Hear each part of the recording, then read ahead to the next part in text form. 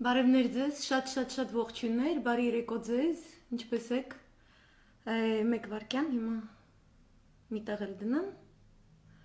and we will be ready to begin. Let's go to this other page, post it there.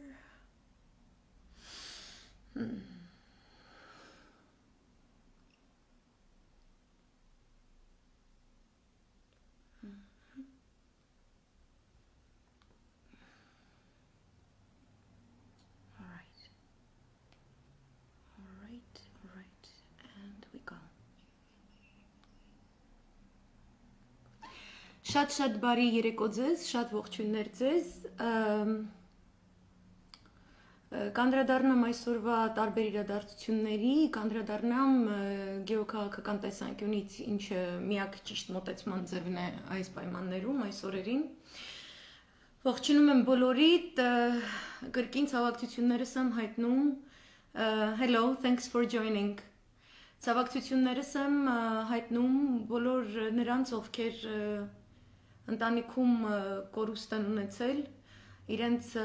հաղթական երթը, իրենց հերոսությունը, իրենց յուրաքանչյուր թափված արյան կաթիլը մեզ բոլորիս համար սրբություն է, որի առջև մենք պարտական ենք, եւ այդ սրբությունն է, որ մեզ մղում է մայր հայրենիքը սրբացնելու կարևոր այս գործընթացին, որը պետք է ունենա պետականաստեղծ մեծ մղում բոլորիս կողմից, որը պետք է մեզ պարտադրի, որ մենք որևէ էйֆորիկ, որևէ հոգեհուզական, որևէ ինքնակործան, ինքնաստեղծագործական, ինչ-որ տխմարությունների, հեծանիվների հետևից ընկնելու փոխարեն, ուղղակի լծվենք մեր պետությունը հզորացնելու, միասին կերտելու սրբազան գործին, որը պարտավորեցնում է նախ եւ առաջ բոլորիս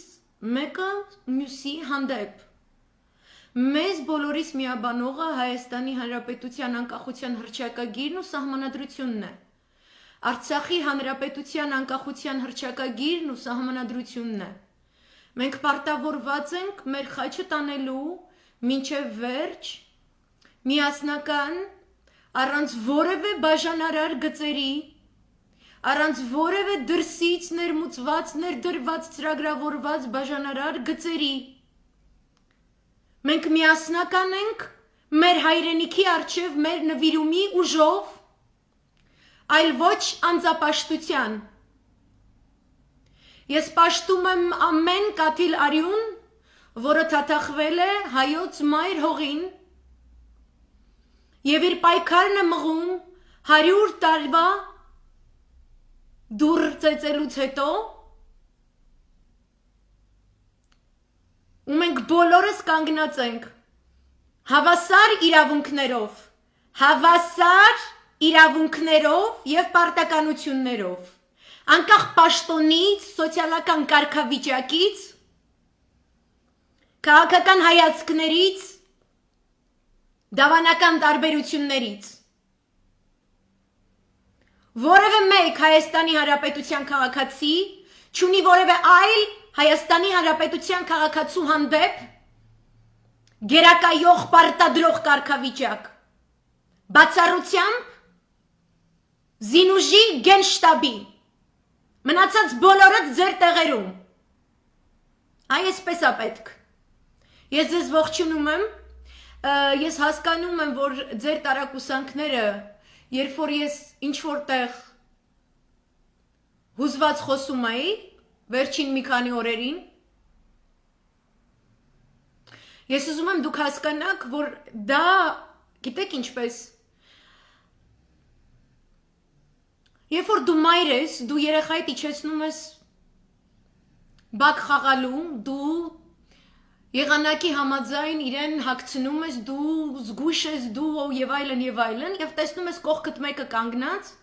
որ անձրևի տակ երեխային առանց անձրևանոց, առանց կոշիկ, հանում է կոշիկը, հանում անձրևանոց, հանում է խաղալիքները, հանում է չգիտեմ ինչու, հետո որոշում է ինքն իրան, որ այդ երեխան չի հիվանդանալու, չի մրսելու։ Ես 2 տարի շարունակ ամեն օր ներկայացրել եմ ինչպես է մեր պետություն, մեր 30-ամյա պետությունից հեռացվում իր անվտանգության պաշտպանության շերտը։ Ես պատասխանատվությամբ եմ վերաբերվել դրան, որովհետև եթե մենք մեր երկրից իր պաշտպանության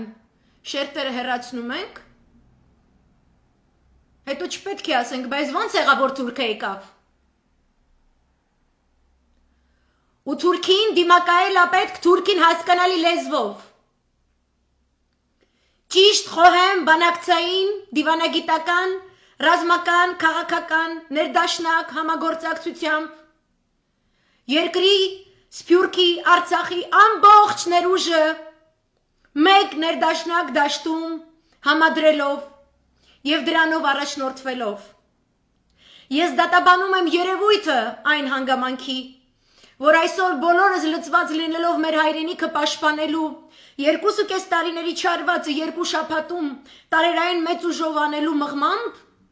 մեր շարքերում ունենք որոշ պաշտոնյաներ, որոնք սպառվում են կեղծ հակասահմանադրական օրենքներով, որոնց համար ժամանակին պատիժ են կրելու, եւ շարունակում են բաժանել եւ պառակտել հասարակությունը եւ հասարակության ներսում ատելության կոչեր անել։ Ես այդ երևույթն եմ դատապարտում, այդ երևույթն է ինձ շատ հուզում, որովհետև այդ երևույթն է խլում կյանքեր եւ ամեն կյանք թանկ է մեզ համար։ Չկա նահանջող հայ զինվոր, չկա հայ հրամանատարի, հրամանից նահանջող հայ զինվոր, երբևէ չի եղել, չկա ու չի լինի։ Չկա հայրենիքը վտանգի մեջ եղած պահին, առաջին իսկ վայրկյանից, առաջնագծում չկանգնած հայ, ոչ թե արցախցի եւ հայաստանցի եւ սփյուռքահայ, այլ հայ։ Չի կարելի բաժանական գծեր տանել։ Այդ երևույթն է ինձ անհանգստացնում, ոչ թե որ ինչ-որ մեկը իմ մասին էս ինչ ասեց, թքած ունենք։ Ինչ ուզում են թող ասեն, այդպես են իրենք սովոր, փողոցից եկել փողոցային ձևով այսպես են ամեն ինչ մեկնաբանում։ Մենք գիտենք ճշմարտությունը։ Մենք տեր ենք մեր բոլոր հաղթանակներին։ Արցախյան ազատամարտի, որը շատ ավելի կարևոր է, քան գունավոր ամերիկյան հեղաշրջում տրոյական ձին, միշտ է այդպես լինելու։ Ապրիլյան հաղթանակին տեր ենք իր դիվանագիտական ձեռքբերումներով, որի մասին հրաշալի ձևով երրորդ նախագահը Հայաստանի Հանրապետության Independent անգլիական հրապարակմանը տվել է հրաշալի հիմնավորված հարցազրույց։ Մենք տեր ենք մեր բոլոր ժամանակաշրջանների, զինվորների, արյան յուրաքանչյուր կաթիլի։ Եվ չի կարող լինել որևէ մեկը, կրկնում եմ, անկախ պաշտոնից, սոցիալական դիրքից, այսինչից ու այնինչից, որը կարող է ասել, որ այս մեկ հայը այն մյուս հայից ավելի շատ է մտածում, ավելի խաղաղասեր է, ավելի այս է, ավելի այն է, չկան էքսպերիմենտի ենթակա հայոց դաշտեր եւ լեռներ եւ ձորեր, չկա զատված հայազգ, չկա Ղարաբաղցի տականքը եւ հայաստանցի խելացի խաղաղասեր տիկինները, չկա տենց բան, սաղս հայ ենք, մեկ տեսակ, մեկ պետություն, մեկ պատմություն, հավատք եւ մեկ բանակ։ Մեկդ գլուխ չբարձրացնի եւ գենշտաբի կոչումը եւ գենշտաբի շինելը, որ այդ մարդը եւ այդ գենշտաբը որպես կառույց անցել է պատերազմի դաշտերով եւ կերտել է հայոց բանակ եւ կերտել է ռազմական ակադեմիա եւ կերտել է տարածաշրջանի ամենահզոր բանակը, մեկը այդ շինելը չվերցնի ձեր վրա հագնի։ Բոլորս ենթակա ենք այդ շինելին։ Բոլորս։ Ես վստահ եմ մեր գեներալիտետի որոշումներում։ Ես վստահ եմ մեր քաղաքական առաջնորդների որոշումներում։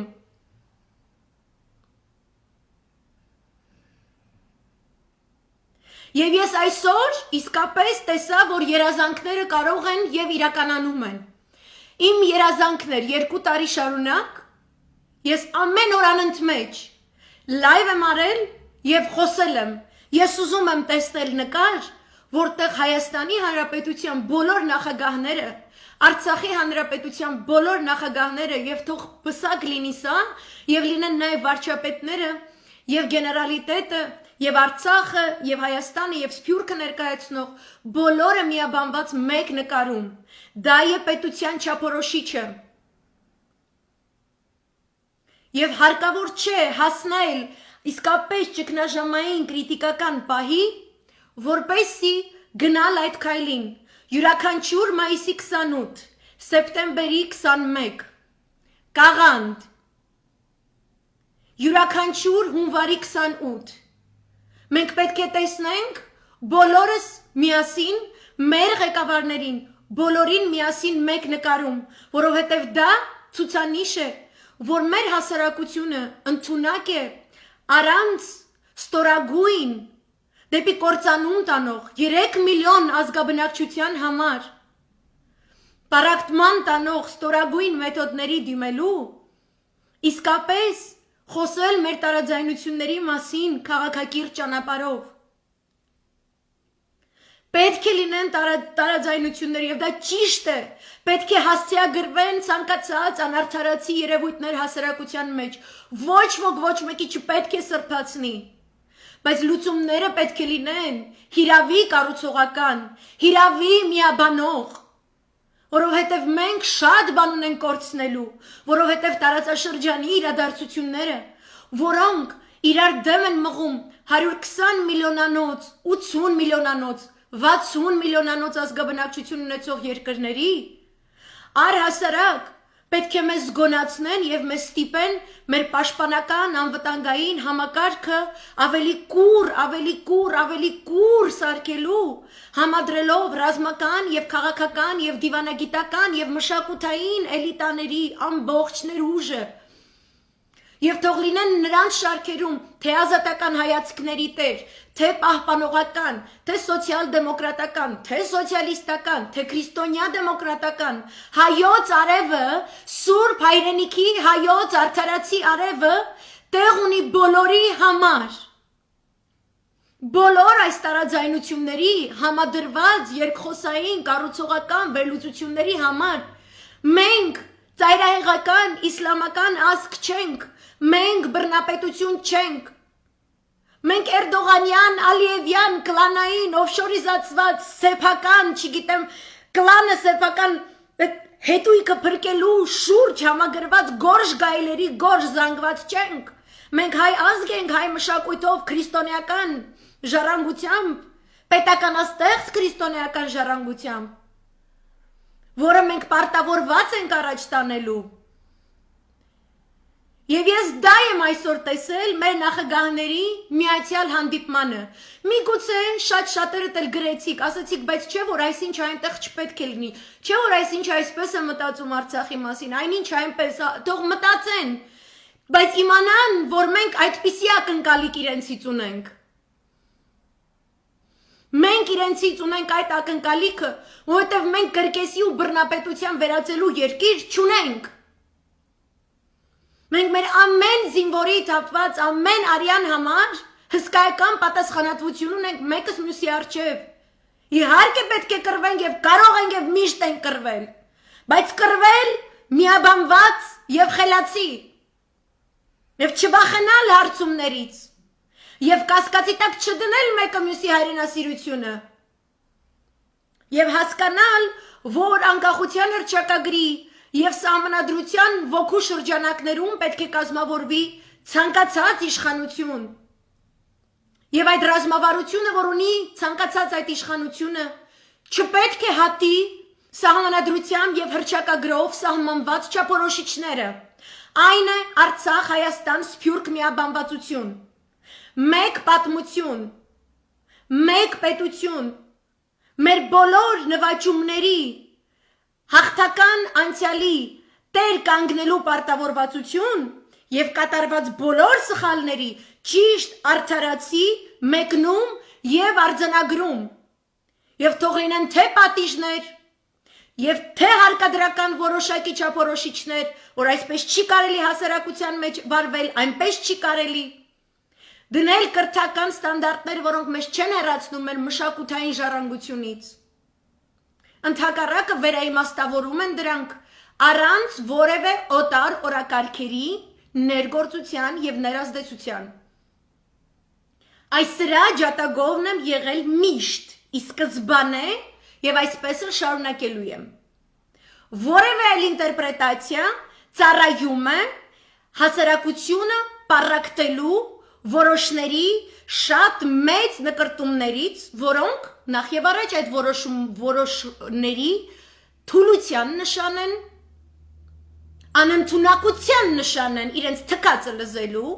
եւ պատասխանատվություն ստանձնելու իրենց գործողություններից առաջացած հետևանքների համար։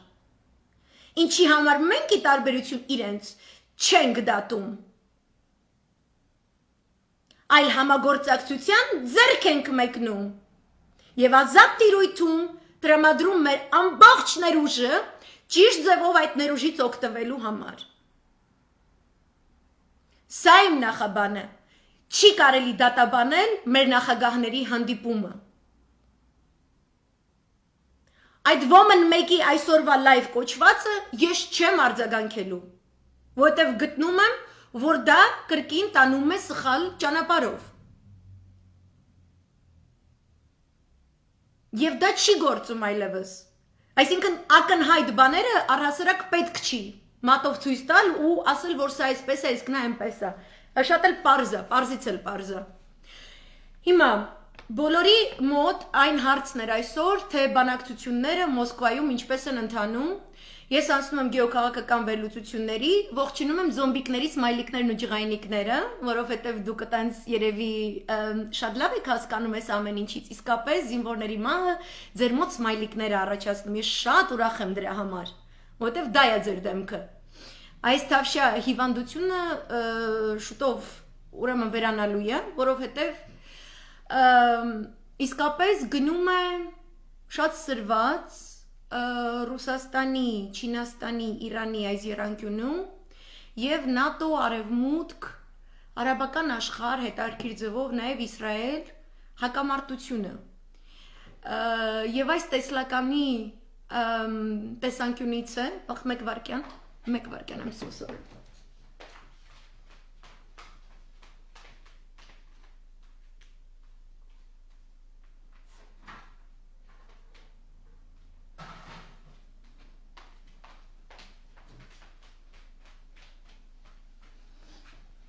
Sorry.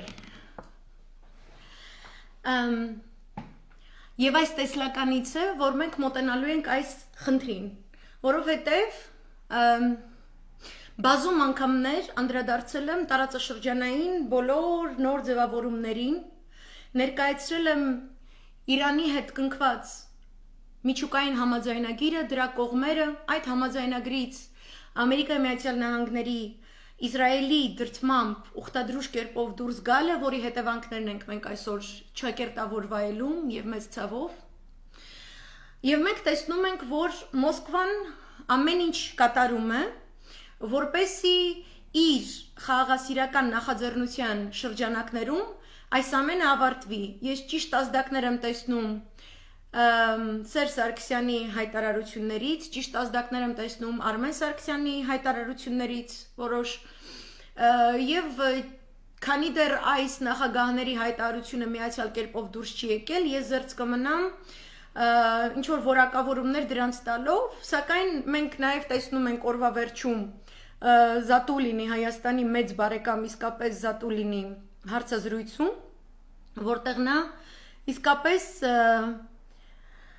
շատ հետաքրքիր ձևով ներկայացնում է, որովհետև ես տեսնում եմ, որ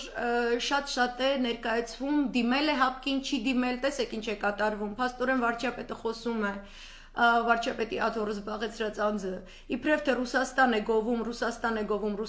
գովում, իսկ վերջում ասում է բանակցելու ոչինչ չի մնացել, ասում է այն ժամանակ, երբ որ մեր արտգործնախարարը այդ պահի դրությամբ գտնվում է Մոսկվայում, այն ժամանակ, երբ որ մենք տեսնում ենք Ռուսաստանի Դաշնության արտգործնախարարության էջում, Facebook-յան դրված է Լավրովի հայտարարությունը առ այն, որ նա խոսել է Ադրբեջանի արտգործնախարարի հետ եւ Հայաստանի Հանրապետության արտգործնախարարի հետ եւ մենք տեսնում ենք ուղղակի բաց տեքստով ռուսաստանյան գործիչները ասում են, որ որևէ պաշտոնական դիմում չի եղել, այսինքն կարելի է շատ գեղեցիկ խոսքերով խոսել Ռուսաստան, Հայաստան դաշինքի մասին, բայց կոնկրետ գործընթաց ըստ որի դիմել են օգնության, նման գործընթաց չի եղել։ Ուրեմն ահա այսպիսի հարց են իրեն տալիս, նրանք գտնում են, որ այո, Թուրքիան իրավունք չունի գտնվելու Անդրկովկասում, իրենք զգուշացնում են ոչ կատակ ձևով, թե Պուտինը եւ թե Շոյգուն հատկապես նախազգուշացնում են իրենց թրքական գործընկերներին ճակերտավոր Թուրքիայի նախագահին Էրդողանին, Չավուշօղլուին, Հուլուսի Աքարին, որ մենք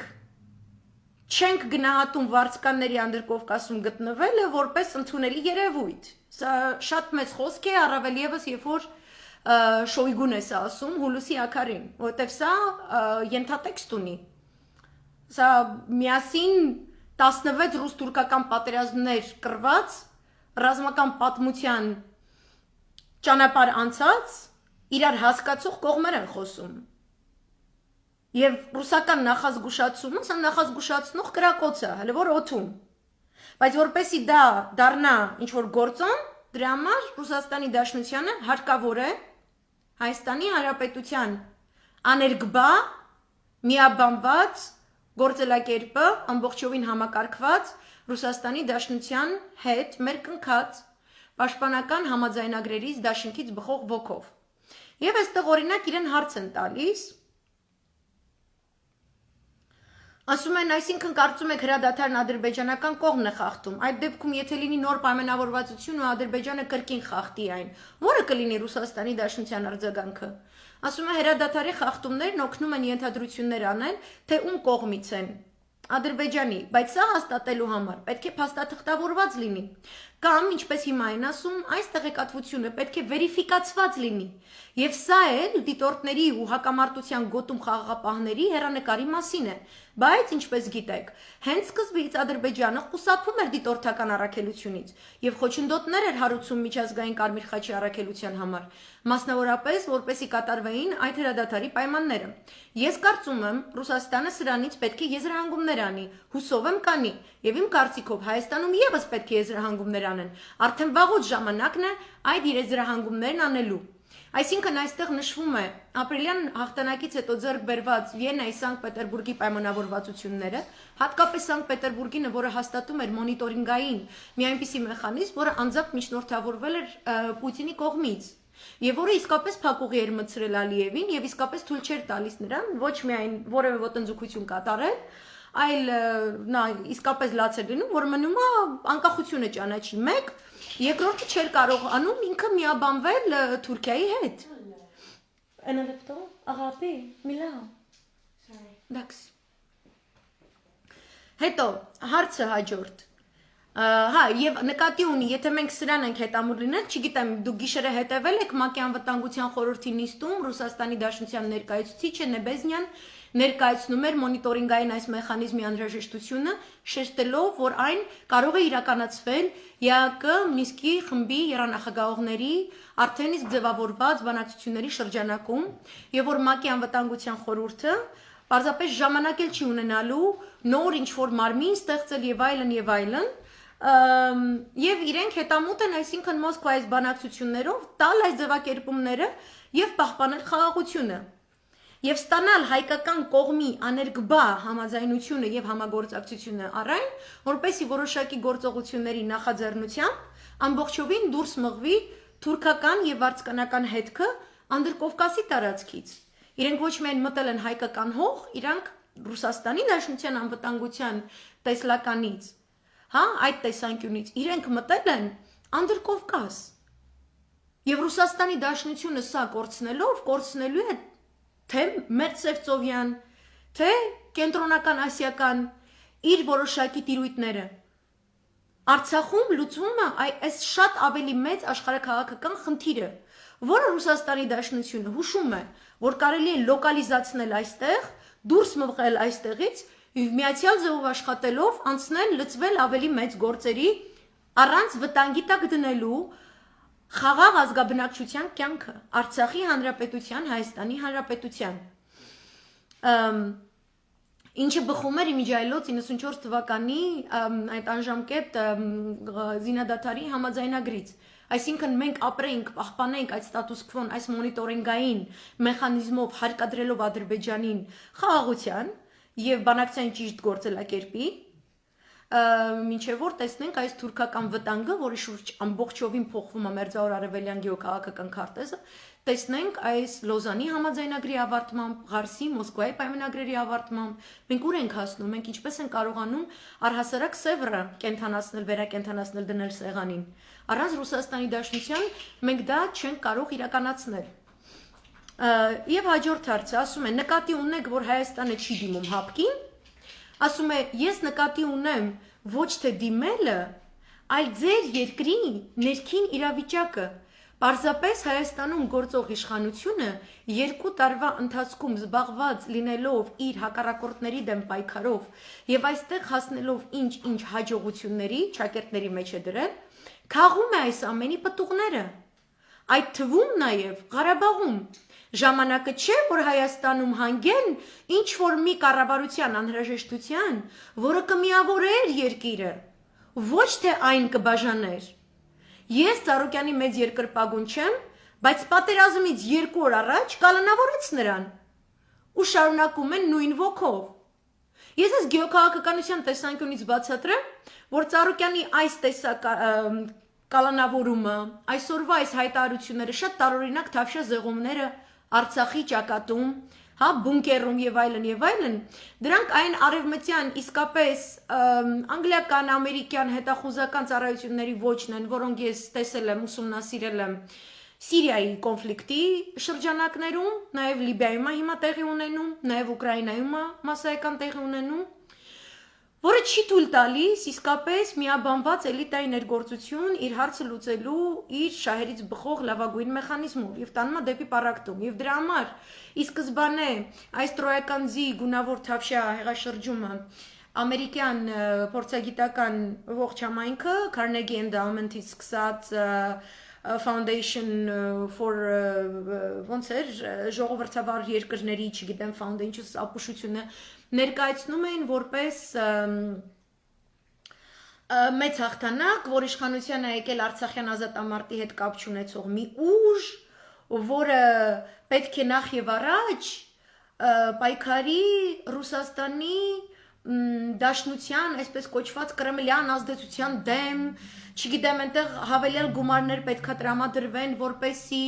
ամբողջ ռուսական մշակույթը, ռուսական քաղաքական միտքը, չգիտեմ, եւ այլ ամեն ինչ դուրս մղվի, բայց սրա տակ կա նաեւ, որ Ռուսաստանի Դաշնության հետ կապ ունեցող կապիտալի գիծը նեդը չի FDD, եթե նեդի փոխարեն, բայց նույն էակներն են, նույն բաներն են Վասյա, կատևա, պոքիսե պարակալո, Միրաննա, այս կատուն շատ խելոք է, ինքը որ տեսում ես լայվը մտել, ինքը սկսում է չարություն անել, որտև գիտի չեմ կարող անդատամ, էխյանե, կատևա սե պարակալո, Խարիստո, նա, այսինքն իրենք պետք է կտրեին ռուսական կապիտալի հետ աշխատող հայկական բիզնեսը Հայաստանից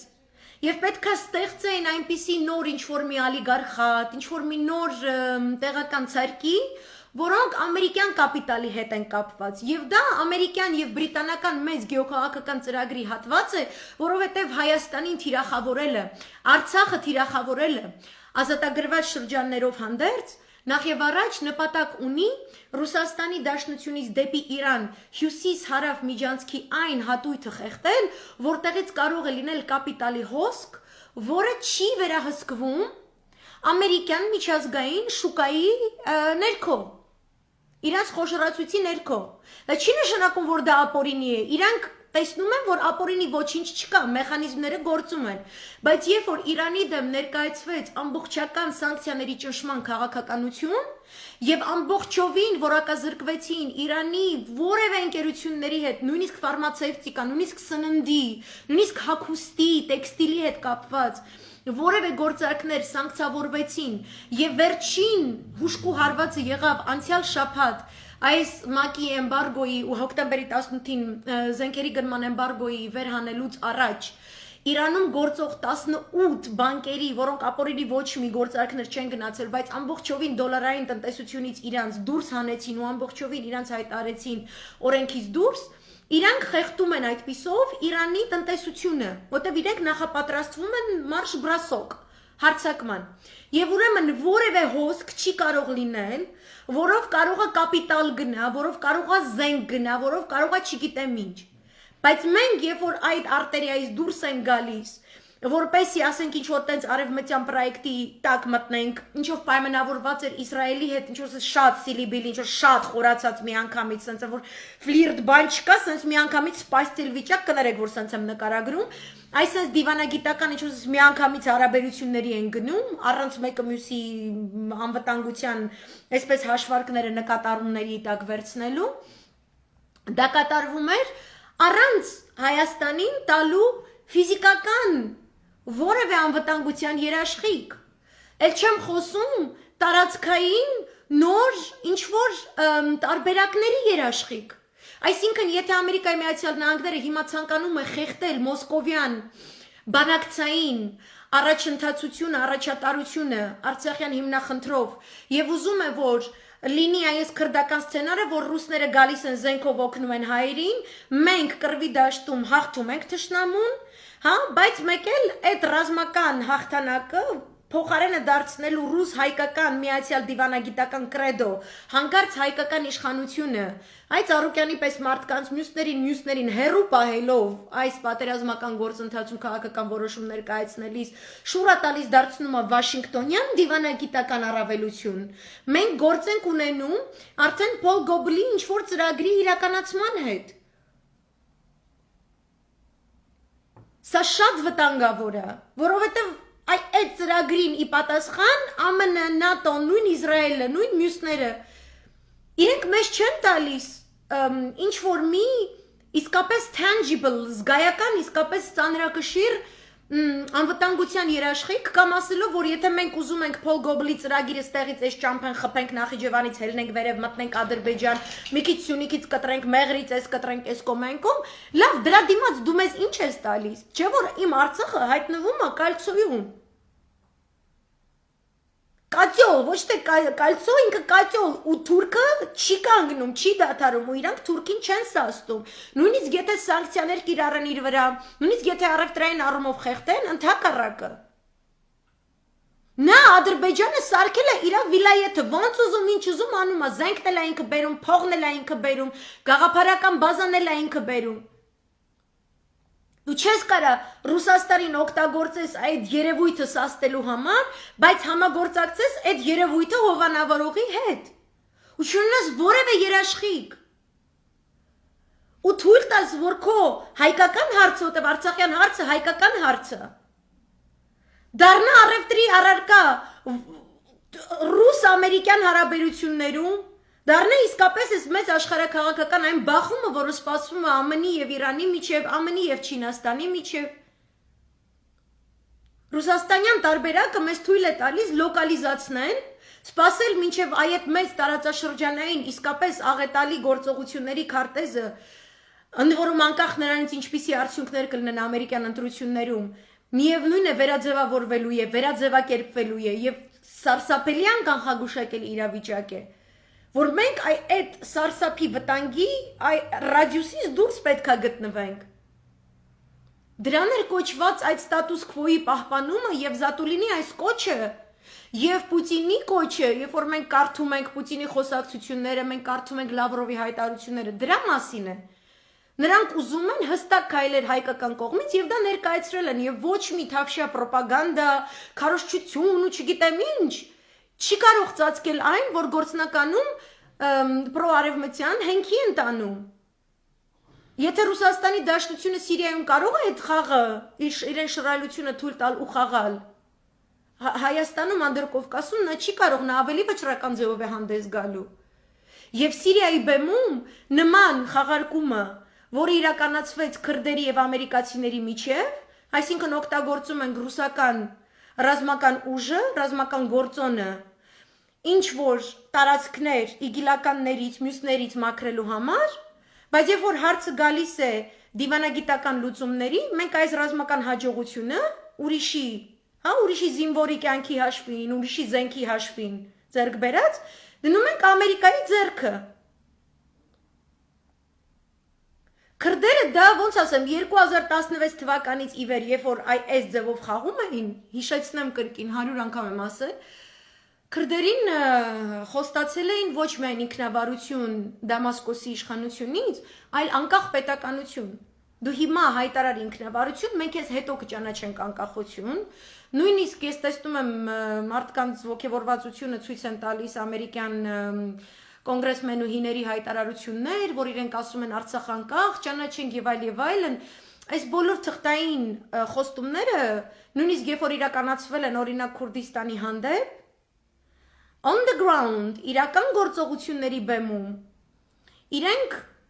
բերել են պրո-թուրքական լուծումների, իրենք չեն բերել պրո-քրդական լուծումների, որովհետեւ Թուրքիան իրագործում է ՆԱՏՕ-ի թիվ 1 ֆունկցիան ինքն է այդ մեծ բանակը, որը իրագործում է Ամերիկայի ՆԱՏՕ-ի ծրագրերը, first of all Բրիտանիայի ծրագրերը, որը նպատակ ունի իրանական եւ ռուսական հումքը ամբողջովին կտրելու ողջ մեծ մերձավոր արևելքի շուկայում որևէ գերակայությունից։ Դուք պատկերացնում եք դրա համար պայքարը ինչպիսի արունալի է լինելու, որովհետեւ Իրանի եւ Ռուսաստանի համար, Չինաստանի համար էլ դա ուղղակի իրենց կենսական խնդիրն է։ Եվ իրենք գալու են պատ հակնեն այդ ամերիկյան, անգլիական ուժերին, դա լինի թուրքական բանակը, թե ով, բայց դա ժամանակի խնդիր է։ Այս ձնագնդիկը հələ շատ ունի մինչև որ այդ ավալանշին գա հասնի։ Ու եթե այն մի երկիրը 146 միլիոն ազգաբնակչություն ունի, այն մեկը 1 միլիարդ, այն մեկը 60 միլիոն, իրանք կարան 10 տարի է ձնագնդիկը խաղան։ Դեմոգրաֆիկ առումով իրենք կարան։ Մենք չենք կարա, օբյեկտիվորեն տենց է։ Մենք պետք է մեր անկախության համար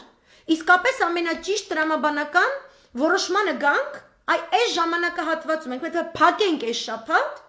ցանկացած թուրքական, ցանկացած ահաբեկչի մուտք տարածաշրջան Ռուսաստանի Դաշնության հետ ամբողջապես համակարգելով մեր գործողությունները, որտեղ քրդերի դեպքում իրենք օրինակ հասկանում էին, որ վտանգը գալիս է, իգիլականները գործում էին բուն Էրդողանի որդու, Էրդողանի փեսայի հրամայականով,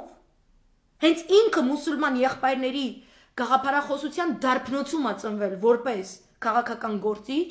իրան Ամերիկայի Միացյալ Նահանգներն է պատրաստել որպես այդպիսին, ինչպես ժամանակին Բին Լադենին էին պատրաստել, եւ նա է իրականում այդ հովանավորչությունը իրականացնում այդ 3 ահաբեկչական խմբերի,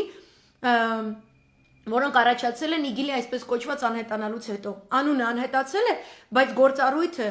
ֆունկցիոնալությունը եւ իր բանակը տեղում է, գործում է։ Քրդերը հասկանում են, որ ինչ-որ տես տարօրինակ բան է կատարվում, իրենք ամերիկացիների հետ համագործակցում են ամբողջապես, Ամերիկան ասում է Սիրիայի հյուսիս-արևելքի գազային, նավթային եւ ջրային ռեսուրսների տիրույթում, որտեղ իսկապես այդտեղ են գտնում այդ բոլոր բնական պաշարները, քրդերին տալիս էր ինչ-որ առավելություն, նույնիսկ փող աշխատելու հնարավորություն, նույնը թուրքերի հետ համագործակցելով, բայց թուրքերը պարբերաբար կամ իրենք կամ իգիլականների միջոցով իրենց այդպես հարձակվում են իրենց բնակավայրերի վրա։ Մի օր մի քաղաք, մի օր մի գյուղաքաղաք, մի օր մի գյուղ, մի օր մի ճանապարհ էին փակում, կալցիոյի մեջ էին գցում, ստիպում են մարդկանց տեղահանվել, փոխադրվել հարավ, եթե բախտավոր են, դեպի Իրաքի Քուրդիստան։ Քրդերը գալիս էին տարակուսած ռուսների դուրը, ռուսական ռազմաբազա, Լաթակիա, Խմեյմիմ, ասում էին, եկեք մեզ փրկեք։ Ռուսը ասում է, ես քեզ փրկելու եմ, այն պայմանով, որ դու բավարարես մեր դիվանագիտական ռազմական համատեղ միսիայից, Սիրիայի Հանրապետության հետ ունեցած, այդ տրամաբանության շրջանակներից, այսինքն ես քեզ չեմ կարող ինքնավարություն տամ, որովհետև դու ապօրինաբար վերցրել ես մի տարածք, որը պատկանում է Սիրիայի սուվերեն պետությանը, ու դու քո զենքով միաբանվելով այդ ապօրինի ճակերտավոր սիրիական ընդդիմության հետ, որը կոչվում է Սիրիայի դեմոկրատ ուժեր, բայց իրանք ծագումով թուրքմեններ են, տուրկոմաններ են իրանք կոչում, Դու իրանց հետ միաբանվում ես ու դու գնում ես այդ պետության դեմ։ Ես քեզ կարամ օգնեմ այնքանով, ինչքանով դու դեմ չես գնում այդ պետության դեմ։ Ասում եմ, հա, արի ինձ օգնի, արի ինձ բրկի։ Ռուսաստանի Դաշնությունը Թուրքիային ասում է զենքերդ հեռու տար, զորքդ հեռու տար այս կոմենկոմ, քրդերին ասում է զենքերդ վայր դիր, մտնում է իգիլականներին մաքրում է, որտեղ որ վտանգներ կան, բնակավայրեր այս կոմենկոմ։ Նույնիսկ ինչ որ մի պահ այնքան հասավ, որ Մոսկվայում բացել էին Քուրդիստանի ներկայացություն, այնտեղի, Սիրիայի քրդերի ներկայությամբ իրանց բերում էին հեռուստատեսային շոուներ, խոսում էին, ասում էին, որ այո, Ռուսաստանի Դաշնությունը պարտավորված է ձեզ ձեր ուրույն իրավունքները տալու։ Իրան, Ռուսաստանի Դաշնություն, Թուրքիա համաձայնությունների, պայմանավորվածությունների շրջանակներում նախատեսվող սահմանադրական խորհուրդը հանձնաժողով որ պետք է ստեղծվի, այդ հանձնաժողովում դուք կունենաք ձեր ուրույն տեղը։ Այդ հանձնաժողովի ոգով կստեղծվի սահմանադրություն, որի ոգով կանցկացվեն ընտրություններ, որի ոգով կընտրվի խորհրդարան, այդ խորհրդարանում դուք կունենաք ձեր ուրույն տեղը, որքան աթոռ որ ցանկանում եք։ Ասում էին, այո, համաձայն ենք։ Ռուսը գալիս է, մաքրում է, ռուս զորքը գալիս է, մաքրում է, ընկնում է թուրքական թիրախի տակ, ամերիկյան թիրախի տակ, զոհ է տալիս, զինվոր է տալիս, գումար է տալիս եւ այլն եւ այլն, անում է հանուն իր երկրի սուվերենության պահպանման, որ այդ վարձկանները երբեք չգան չհասնեն ոչ մեզ, ոչ Դագեստան, ոչ Չեչնիա, ոչ կենտրոնական Ասիայի հարակից իր սահմանակից այդ տարածքները, ոչ Թաթարստան, հա, այդ նպատակով այդ ամեն ինչը անում։ Մաքրում պրծնում է, Ամերիկան զանգում է քրդերին, ասում է ես ձեզ նոր կոնտրակտ եմ առաջարկում, եկեք ստեղծենք նոր նավթային կորպորացիա, քրդերի եւ ամերիկացիների միջև, եղբայրություն forever։ Այսինքն ռուսի ռազմական հաջողությունը, որով փրկել է սրա կյանքը,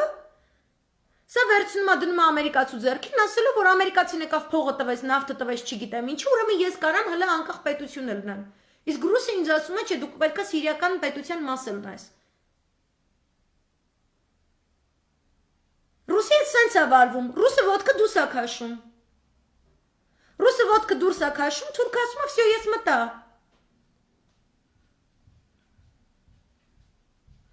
Ռուսը չի կարա թուրքին ասի մի մտի, որովհետև քուրդն է թույլ տվել որ դա մտնի, որտեղ այնտեղ թուրքը հանդես է գալիս թուրք-ամերիկյան համատեղ ինչ որ տենց համաձայնությամբ։ Քրդերներ զանգում են ամերիկացիներին, ինչ է կատարվում, բայց զբաղված է հեռախոսը, Տրամպը Էրդողանի հետ է խոսում։ Բոլթոնը իր գրքում ներկայացնում է, ինչպես Տրամպը գոլֆ խաղալուց,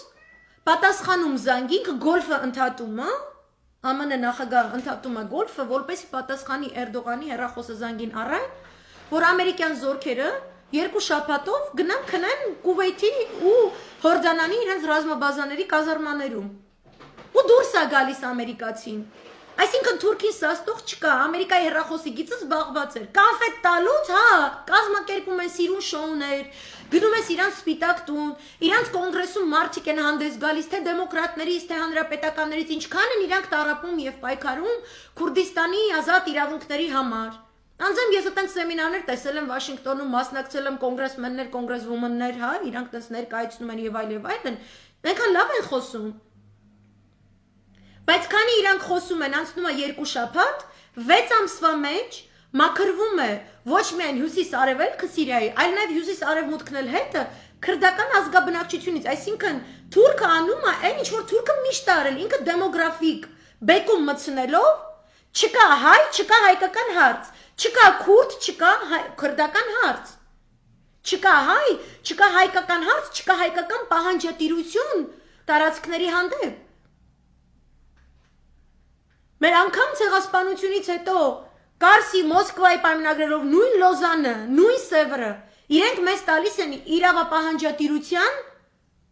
հսկայական մանևրելու դաշտ, որով մենք պետք է 24 ժամ 7 օր բոլորս միասին լծված աշխատելուց լինենք։ Ոչ թե փոակ աշխատի մեկը մյուսի վրա ցեղ շպրտելու, այլ մենք կոնկրետ պետք է պահանջատիրությամբ զբաղվենք։ Այս հարցականի տակ կդրեմ, թե ինչի այս կամ այն իշխանությունը այս պահանջատիրությամբ չի զբաղվում։ Քուրդը չի կարա դա անի։ Դա մեր առավելությունը։ Մենք այդ առավելությունը ունեցել ենք լավից վատից Ռուսաստանի Դաշնության հետ համատեղ ռազմական, դիվանագիտական, քաղաքական, պետականաշինական գործունեություն ունենալով։ Մենք ոչ ստրուկ ենք, ոչ եսի ինչ ենք, ոչ էլ են մեկի գլխի պատի հելնենք, բան անենք, բառաբան խաղանք էլի։ Սրա նրա այդ ֆլիրտ անենք, սրան օգտագործենք, նրա դեմ հանենք։ Մաքսիմալ զգուշություն է պետք։ Ես ամբողջովին կիսում եմ Սերժ Սարգսյանի կարծիքը, որ ինքը տվել է Independent-ին, խնդրում եմ կարդացեք հայերեն թարգմանված, այնտեղ հրաշալի ձևով բացատրված է, որն է ճիշտ լուծումը։ Ես այդ լուծման կողմնակից եմ։ Որտեւ եթե չլինի հայ, մենք ո՞նց ենք ինչ որ պահանջ դնելու։ Դուք հասկանում եք, որ Թուրքիան այդ նպատակին է։ Ինքը հետևում է այդ մեզ ոչնչացնելու նպատակին, իրեն չեն կանգնացնելու։ Եթե դու ռուսին օգտագործես շպրտես զիբիլի վեդրոն, օգտագործես շպրտես զիբիլի վեդրոն, 1, 2, 3, ինքը էլ չի գալու։ Ինքը ասում է դու իմ դեմ ես գործում։ Ու եթե ինքը կգա հանուն իր շահի, ինքը չի գա, որովհետև թավիշ է պաշտպանում։ Ինքը դա հստակ է ասում, ես չեմ ասում, ռուսն է ասում։ Ասում է այ մարդ, հայ մարդ, պետություն մտածի։ Դու ասում ես չէ, Պոմպեոն ինձ ուրբաթորը կանֆետ է խոստացել, ահա քրդին էլ էր տվել այդ կանֆետից։ Թուրքը եկավ կանֆետի թուղթը բացում է, տենում է մեջը ռագատկի քարը։ Բայրակտար խփելու մեխանիզմ չի։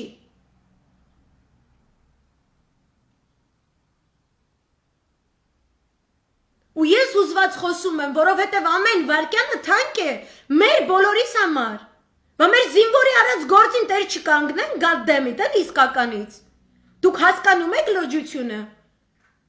Դուք հասկանում եք ինչքան անընդունելի է ինձ համար, երբ որ դուք ինչ-որ մեսեջներ եք գրում։ Իբրև թե սա ինձ է պետք խոսալ, նենց է պետք խոսալ։ Դուք նենց եք խոսում, կարծես թե մենք 80 միլիոն ազգ ենք, մեկ ինձ Մոսկվայից զանգել է, 145 միլիոն բնակչությամբ Մոսկվայից, ավտո է քշում, ավտո քշելուց ինձ ինչ-որ խրատ է տալիս, ինչ-որ տղա է։ Թե բա սենց է պետք խոսալ ունես, տղա ջան, դու ինչ ես Մոսկվայում, դու ինչ ես ավտո քշում։ Դու ինչ ես ինձ ասում, ես ոնց խոսամ։ Ես քեզ 2 տարի ծամել բերանդ եմ դրել։ Դու ինչի մասին ես խոսում։ Այն տղաները, որ այնտեղ կյանք են տալիս։ Քեզնից ինչ որ բանով պակաս են։ Դու ավելի քաղաքակիրթ ես, որովհետև ռուլի վրա նստած ինչ որ մարդկանց խրատ ես տալիս։ Դու կարող ես ինչ որ բան անում ես հայրենիքի համար, ես դա չեմ դատաբանում։ Բայց դուք հասկանում եք, որ մենք 3 միլիոն ու անընդհատ արևմտյան ռազմափորձագիտական համայնքի հրապարակումներում անընդհատ տեսնում եմ այդ սինոպսիսը։ Արցախը որտեղ բնակվում է 150,000 էթնիկ հայ բնակիչ, 150,000 էթնիկ, այդ ոչ թե դրված է, որ մեր դարդն են քաշում, այլ ընդհակառակը դրա տողատակերը այնն է, որ ես 150,000-ը ինչ է, որ մի հատ է սենց։ Ես այդ նույն բանը տեսել եմ, բանի համար, Իդլիբի Աֆրինի համար։ 520,000 քուրդ է ապրում, 600,000 քուրդ է ապրում, այդ ինչ է, 600,000-ն ինչ է նստել եք սենց բան եք անում, խոստացեք տվեք այդ կանֆետը, բա մի հատ սենց,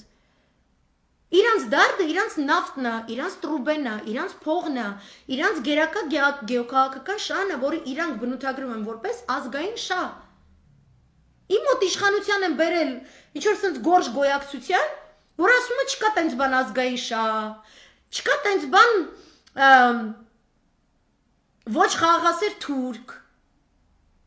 Են սաղ բաները, որ սկսեմ պատմել 2.5 տարի, ինչ ասես չեն արել, սաղ քայքայել թողել են։ Հիմա էլ տիպը ես պաշտոն ունեմ, հիմա էլ հակասահմանադրական օրենք եմ ընդունել, ուրեմն ինչ ասեմ իմ ասածն է ճիշտ, ու պարզվում է իրանք են թուրք քլնգել։ Ես կմեռնեմ էլի 2.5 տարի։ Ու ռուսը հիմա բոլորին զգոնության կոչ է անում։ Ուզում եք այս ամեն ինչը փակվի, սա է լուծումը, Զատուլինը սա է առաջարկում։ Հիմա ասել ինչու Գրիգոր աղա, ինչի է հիմա։ Իրանի էմբարգոն վերացելը զենք գնելու, նա արդեն իսկ դիմում է Չինաստանին և Հյուսիսային Կորեային առաջնահերթությամբ որոշակի հեռավորության հրթիռներ գնելու համար։ Գործարքներ, որոնք վաղուց եղել էին և վճարվել էին, հիմա ինքը բերում է։ Այնտեղ, որտեղ վճարողունակ չի, Չինաստանը գաղտնի կամ բաց ճանապարհներով ֆինանսավորել է։ Ես ելքը այնքան եմ ասել, ես հենց նոր ելքը ասեցի Կարեն ջան, հենց նոր ելքը ասեցի, Զատուլինը ելքը ասել է։ Կարդացեք այնտեղ ասված է, ելքը դա է։ Միացյալ ազգային իշխանություն, որը 100%-ով համագործակցում է Ռուսաստանի Դաշնության ղեկավարության հետ եւ Մոսկվայի բանակցություններով փակում է այս գլուխը։ ու Ամերիկա Մոսկվայի հետ միաժամանակյա ֆլիրտի ճանապարհով չի գնում։ Ես կոնկրետ ասեցի, ինձ ինչի է գրում ելքը որն է, ասեցի որն է ելքը։ 2 տարի է ասում եմ ելքը որն է։ Հիմա ամբողջ գեոքաղաքական բազան եմ բացատրում, անցել է այդ գլուխը, Զատուլինի հոդվածը իմ էջում դրված է, կարող եք լայվից դուրս գալ, մտնել իմ էջ, կարդալ Զատուլինի հարցազրույցը։ Okay? Հիմա Իրանը զենքերը գնում է, որովհետև կա իսկապես պատերազմի մեծ սպառնալիք։ Առնվազն Եմենի, Իրաքի, Սիրիայի եւ Լիբանանի ճակատներում նրա ուժերը գտնվում են արդեն իսկ հարձակման տակ։ Դեպի այդ ուղղությունները ուղղորդված արաբական աշխարհի երկրների Իսրայելի միջև համաձայնված նոր գործողությունների ծրագիրը, որը համակարգված է ԱՄՆ-ի կողմից, եւ Իրանին պերեդышկա չի լինելու։ Նետանյահուն գնում է Վաշինգտոն շոփինգ ցուցակով, հա, զենքերի ցուցակով է գնացել, նոր զենքեր պետքա բերի։ Այդ թվում նաեւ զենքեր, որոնք կարող են խոցել այն կետերը Իրանի տարածքում, որոնք Իսրայելը համարում է, որ այդ տեղերը հյուրընկալում են ինչ-ինչ ապօրինի միջուկային հարստացման պրոյեկտներ, նախագծեր, շինություններ եւ այլն։ Սա է կատարվում, այսինքն հիմա որ դուք բացեք տեսնեք որտեղ է Նետանյահուն ինչա բանակցում, ինչ զենքեր է գնում, դուք կտեսնեք այդ սա անալիտիկան։ Մշու աղջիկում ամբողջովին դրված է իսրայելյան պրեսան, ամերիկյան պրեսան, ռուսական պրեսան, իրանական պրեսան, ինչ են ասում։ Եվ ոչ 21-րդ դարում որևէ թավշյա գեղի բոստանային, բանջարը բոստանային անկուլտուրական չի կարող ասել, որ արգելված է կարդալ, սա մեզ խոճապ է, ինչ է խոճապ տալի արա, 5000 տարվա պատմություն ունեցող մեծ ազգը, հսկայական պաշար ունեցող, շախմատ խաղացող եւ այլն, ինչի պետք է վախենամ։ Ջայլամ չեմ գլուխս կողեմ հողը, ասեմ չգիտեմ ինչա կատարվում։ Հարևանի տանը բամբյոշկա է գնում, հեսա նռնակը հագնելու է պատին, պատը ծակի մտնի քո տուն։ Էշեշ մտնեմ միած սենյակ ասեմ, վայ ես չգիտեմ ընդ ինչա կատամ, ես չգիտեմ, Ամերիկան 10-րդ հարգի հարևանը խոստացել է 3-րդ հարգի հարևանին գալու է ինչ-որ բան փրկի։ Մի հատ լխելքներդ գլուխներդ հավաքեք։ Այ այս ամենը կատարվում է հենց մեր տիրույթում։ Սրա համար են Իրանը փակում։ Իսրայելն էլ է զինվում, Իրանն էլ է զինվում։ Խոսում են ոչ թե Իրանի դեմ պատերազմ October surprise ասելով, October surprise-ի մասին բազում նորմալ լայվերով բացատրել եմ, բարի եղեք նայեք, ովքեր նոր են ինձ միացել, ասում են October surprise-ը չգիտենք ինչ բան է։ Հայ ես որ տենց չեմ կարա, էլի ամեն անգամ որ նոր եք միանում, սկսեմ ասենք 3 շաբաթ առաջվա ասածներս։ Շատ խորհուրդ եմ տալիս, պատերազմից 1 օր առաջվա լայվս նայեք, այնտեղ շատ բան բացատրված է, որ նորից չկրկնեմ։ Այլ իրենք ցանկանում են Արցախյան հիմնահարցի ճակերտավոր իրենց լուծմամբ, Վաշինգտոնյան հովանավորչությամբ, Քաթարին իսրայելյան զվինո բերելու, իսրայելյան ազդեցության գոտի բերելու այս ֆակտորով հրապուրիչ դարձնել Թրամփի ներկայացուցչությունը եւ ամերիկյան պոլիտիկոն շատ հետաքրքիր վերլուծականով հանդես է գալիս ասելով, որ Իրանի հանդեպ Բայդենի եւ Տրամփի ծրագրերը շատ փոքր տարբերություն ունեն եւ այդ տարբերությունները հատկապես աննշան են դառնում հաշվի առնելով, որ Իսրայելի հանդեպ Բայդենի եւ Տրամփի մոտեցումները ամբողջապես նույնն են։ Դա շատ հետաքրքիր բանաձևում է, որովհետեւ երբ որ սրան համադրում ենք foreign policy-ում ներկայացված իրանագետի վերլուծական, ամերիկյան իրանագետի, մենք տեսնում ենք այնտեղ, որ Բայդենը որպես դեմոկրատների ներկայացուցիչ շատ կփորձի ինչ սանկցիաներ ԱՄՆ-ի թույլատրել ի փոխանակումն Իրանի կողմից այս կամ այն միջուկային ծրագրերի, այսպես ասած, տոնուսի իջեցման, բայց միևնույն ժամանակ դեմոկրատները կվարեն ռեժիմի փոփոխության, այսինքն ներքին հեղաշրջումների, պառակտումների եւ այլն քաղաքականություն, ինչը մենք արդեն տեսնում ենք, որ օգտագործվում է էթնիկ ազերներին օգտագործելով եւ այլն, որտեղ հանրապետական դեմոկրատ տարբերություն չկա, Իսկ Թրամփի հաղթանակի դեպքում Թրամփը տեսել է, որ ինքը սանկցիաներով ճնշում է, մոտենում է այս խնդրին որպես բիզնեսմեն, այսինքն ինչքան շատ ճնշես, այնքան այդ բանակցության սեղանի շուրջը գալով դու ավելի մեծ կրեդո կարաս վերցնես Իրանից, բայց այս իրանագետը Թրամփի Քաղաքաբարած քաղաքականությունը ներկայացնում է որպես երկսայր սուր, որովհետև ասում է դու այս ամբողջ ընթացքում, որ դա իրականացրել ես, դու ոչ թե սեղանի մոտ տեսնելու ես թուլացած ընկճված Իրանի, այլ դու տեսնելու ես մի Իրանի, որը իր շրջափակված լինելու պայմաններում կարողացել է ինչ քաղաքական դիվիդենտներ շահել, որովհետև դու միաժամանակյա ձևով դոլարային տնտեսությունից սանկցիավորման լեզուներով խոսելով հեռացրել ես թե Ռուսաստանի Դաշնությանը, թե Չինաստանին եւ թե Իրանի Իսլամական Հանրապետությանը, դրանով իսկ խթան հանդիսանալով, որ այս երեքը ավելի ներդաշնակ քաղաքականություն վարեն, ինչը մենք տեսանք օրինակ անցյալ տարի ԵԱՏՄ գագաթաժողովը Երևանում, որտեղ Իրանի ղեկավարությունը հանդես եկավ, մյուսներն էլ հանդես եկան, որ պետք է դոլարիզացված էկոնոմիկայի գոտուց ամբողջովին կտրվել, ստեղծել նոր ոչ դոլարային արտարժույթով առևտրային գոտի բոլոր այս պետությունների միջև Եվ իրանագետը ներկայացնում է, որ նման բան առաջներում չի եղել, որ որոշակի սանկցիավորման տարբեր չափանիշներ դնելով այս երեքի դեմ դիմաց, Ամերիկայի Միացյալ Նահանգներին ստացվում էր սրանց, այսպես ասած, բաժանիր եւ որ տիրես քաղաքականություն իրականացնել։ Գումարած դրան ասում է, ձեր ծայրահեղական մոտեցմամբ, որով դուք ուղղակիորեն հարված եք հասցրել Իրանի ազգաբնակչության ուղղակի կենսապայմաններին, ստիպելով կորոնավիրուսի այլ հիվանդությունների պայմաններում սարսափելի մեծ թվով մահեր եւ այլն, դուք այնպիսի ռազմայնասիրական մթնոլորտի խթան եք հանդիսացել, որ ներկայումս ասում է սովորաբար իրար հակադարձ հայացքներ ունեցող Իրանի Իսլամական Հանրապետության արտգործնախարարությունը կամ արտաքին հարաբերությունների գերատեսչությունը եւ հեղափոխության պահապանների կորպուսը բոլորը հիմա նույն նախագահ ինստիտուտի հետ միասին գտնվում են նույն հարմոնիզացված վիճակում, բոլորը միաբանված են ընդդեմ ձեզ, որովհետև սովորաբար Իրանի Իսլամական Հանրապետության արտաքին հարաբերությունների գերատեսչությունը մի տեսակ եղել է ոնց որ սովետի ժամանակվա ՄԻԴ-ը, որտեղ ավելի առաջադեմ են, ավելի բաց են, ավելի այսպես դեպի արևմուտքը նայող լիբերալ հայացքներ կային, մի տեսակ ու միշտ դիսկուրս կար իրանական հասարակության ներսում, երբ որ հակադրվում էր նման արտաքին հարաբերությունների գերատեսչությունը հեղափոխության պահապանների կորպուսի հրամկազմի հետ, որոնք շատ ավելի կոնսերվատիվ են, շատ ավելի շիիզմի ջատագով, որ շիիզմը պետք է տարածվի, Լիբանանում են, մյուսում,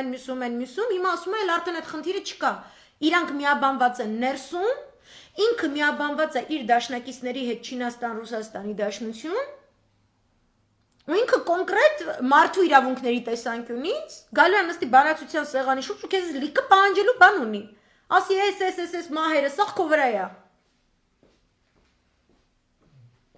Ու ինքը կարողացել է փաստացիորեն դերևս անցյալ տարի Սաուդական Արաբիայի նավթային պաշարների վրա այդ հարձակումը կազմակերպելով հետաձգել թեժ պատերազմը, ինչը օգտագործել է իր համար շատ մեծ դիվիդենտներ խաղաղության պայմաններում, թեկուզ շատ խրթին, շատ ծանր խաղաղության պայմաններում, ինքը կարողացել է ապավել իր ժողովրդին բոմբերի տարափից, բեսպիլոտնիկների տարափից վերևից։ Ինքը այդտենց Իրանա լինելու ասում է, որ գա բանակցությունների սեղանի շուրջ։ Ու հիմա ստացվում է, տեսեք ուրեմն, Քաթարը եւ Քուվեյթը, որոնք Իրանի հետ ունեին որոշակի ճիշտ հարաբերություններ, Թուրքիայի հետ ունեին որոշակի ճիշտ հարաբերություններ, դա համադրելով միևնույն ժամանակ, Քուվեյթի դեպքում սաուդցիների, էմիրացիների հետ ճիշտ հարաբերություններով, Քաթարի դեպքում ոչ, Քաթարը էմբարգոյի մեջ էր գտնվում Սաուդական Արաբիայի եւ Էմիրատների կողմից։ Հիմա ամերիկյան դիվանագիտությունը կարողացել է այս երկրներին եւս բերել այսպես կոչված Պարսից ծոցի ՆԱՏՕ-ի կմախքի ստեղծմանը։ Այսինքն արաբական պետություններ, որոնք Իսրայելի հետ համատեղում են տարածաշրջանում իրենց հարց լուծելու մոտեցումները։ Եվ այստեղ շատ կարևոր է, որովհետև այս օղակը արդեն փակվում է, այսինքն ստեղծվում է կոնկրետ կոալիցիա, որը գործելու է ի սկզբանե Իրանի դեմ, բայց նաև ըստ էության Թուրքիայի դեմ եւս։ Թուրքիան այս դեպքում ՆԱՏՕ-ի անդամ պետություն է, իսկ Իրանը մեկուսացված պետություն է։ Արաբական երկրները Իրանի եւ Թուրքիայի մեջ տեսնում են հավասարազոր վտանգ։ Իրենք տեսնում են հանձինս Իրանի իր շիիզմի գերակայության քարոզչությունը իրականացնող ընդ որում պրոքսիների միջոցով եւս մի ուժ, որին սաստել է պետք, եւ հանձինս Թուրքիայի տեսնում են ոչ ճիշտ սուննիզմի, թուրքական ֆորմատի սուննիզմի ինչ որ գերակայություն, որը մուսուլման եղբայրների գաղափարախոսությամբ առաջնորդվում, որը հավակնում է ինչ որ տենց Լիբիայից ընդհուպ մինչև Պակիստան մի հատ մեծ պանթուրանական գոտի, որը արաբական աշխարհը ասում է ոչ։ Արաբական աշխարհը դեռևս Քուվեյթի սուլթանի մահվան օրը Էրդողանի գրած թվիթից հետո արաբերեն, որի իբրև թե արաբական աշխարհում մենք քարտեզի վրա ոչ վաղ անցյալում ոչ մի դրոշ չունենք, հիմա այսքան դրոշ կա, բայց չի բացառված, որ շատ մոտ ապագայում այնտեղ մենակ Թուրքիայի դրոշն է լինելու, այս հայտարարությունը արդեն այդ արաբական երկրները ընդունել են որպես իրենց սուվերենության դեմ ոտնձգություն։ Եվ իրանք ընդունում են ընդ որում ոտնձգություն այնպիսի սարսափելի աստիճանի ու մասշտաբի, որ իրենք գնում են Իսրայելի հետ համաձայնության հերիք չի, մի հատ էլ իրանց ամբողջ դիվանագիտական, երկխոսական, տնտեսական բազան օգտագործում են, որպեսզի համոզեն պաղեստինցիներին։ Եվ այստեղ շատ բեկումնային էր Լիբանանի պայթյունը, որովհետև դա իսկապես քաղաքականապես ցնցեց Հեզբոլայի հիմքերը։ Եվ որ Հեզբոլայի հիմքերը թուլացան եւ Հեզբոլան չէր կարողանում արդեն պաղեստինյան տիրույթում ունենալ այն բեկումնային իր դերը, որը ունեցել է 2006 թվականի Իսրայելի դեմ պատերազմից հետո, Լիբանան-Իսրայել, Թուրքիան անմիջապես թաթը գցեց Պաղեստինի վրա եւ ասաց, որ Համասը իմ հովանավորության տակ է, ինքը նույնիսկ կազմակերպեց Հեզբոլա Համաս ինչ որ տենց հանդիպում Թուրքիայում, տարօրինակ Եվ մեծ հոխորտում էր, չէ, Երուսաղեմը մեր թուրքական օսմանյան անցյալի չգիտեմ ինչ, ինքը սենց է խոսում են, ամեն օր դուս է գալիս անասունը, ու այս ինչը իմն է, սարն իմն է, այս կարն իմն է, այսօր Կիպրոսներ Իրանը, Հունաստանը, սաղ, ոչ սաղ Իրանն է, սենց դուրս է գալիս, Պաղեստինը իմն է, պաղեստինցիները, ինչ ասում, երազում են դառնալ իրենց հին օսմանյան Հիսուս ապուշ բաներ է ասում, բայց չեղածը որն է, փող չունի։ Համասին ապորինա բարեդի մուսուլման եղբայրների գաղափարախոսությամբ այս կոմենկում արաբները ընդ որում ոչ թե օգտագործելով համադրելով ուրեմն Յասեր Արաֆատի կնոջ ուրեմն ազդեցություն իսկ այդ կատակ բան չի իրենք փորձում են պաղեստինյան չափավոր մտածելակերպի moderates կարող է չափավոր բառը սխալ եմ թարգմանում օգտագործելով այդ կոնտինգենտը իսկապես բերել արաբական աշխարհի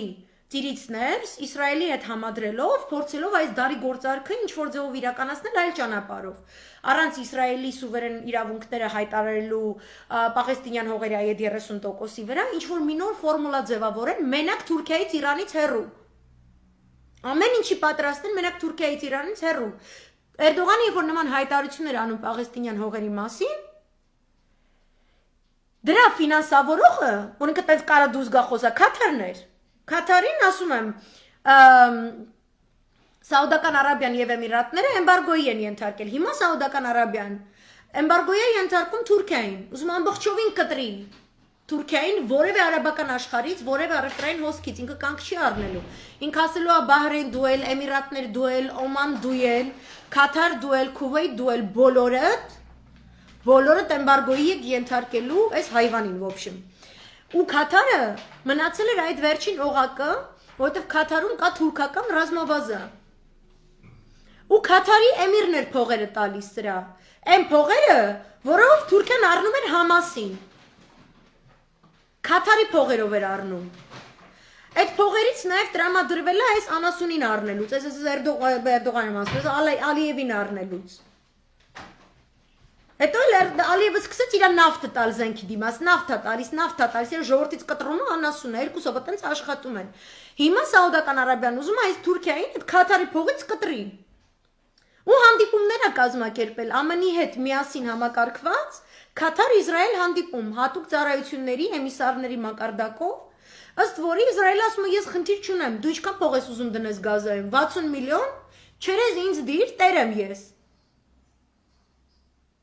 Ոչ թե այդ անում է Թուրքիան խեղդելու համար Իսրայելը, չէ, Իսրայելը Թուրքիայի հետ առևտրային հարաբերությունները ֆորում է կազմակերպում, այդ նույն ընթացքում շարունակում է